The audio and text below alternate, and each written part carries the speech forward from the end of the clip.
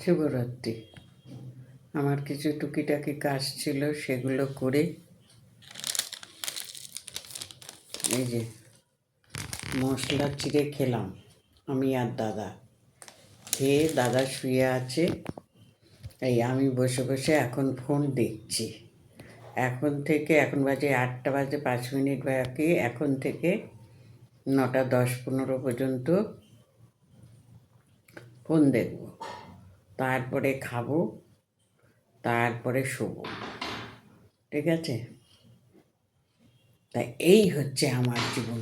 সে বৌদি আজকে বলছে, তুমি তাড়াতাড়ি চলে আসো না কেন, তোমাদের ওদিকে অত ঠান্ডা। সত্যি কথা, আমি চলে আসতে পারি, আসি না কেন জানো, আমি একটু গল্প করতে ভালোবাসি।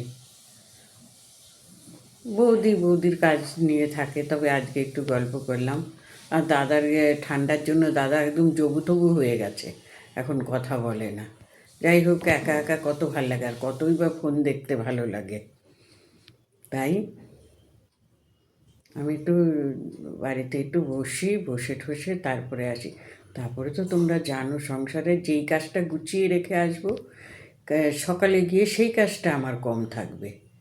তাই আমি যতক্ষণ পারি, যতটুকু কাজ পারি করে রেখে আসি।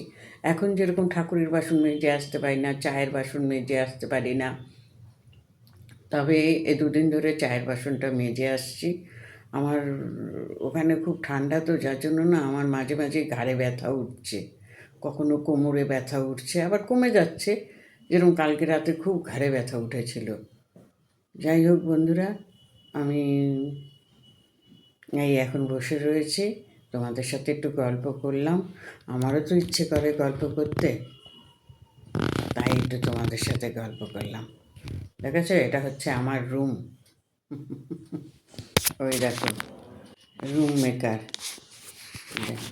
তার জন্য এই ঘরটা গরম। এই কিছুক্ষণ চালালো বৌদি, ঘরটা গরম হয়ে গেল। এই দাদা শুয়ে রয়েছে, আমি বসে রয়েছি।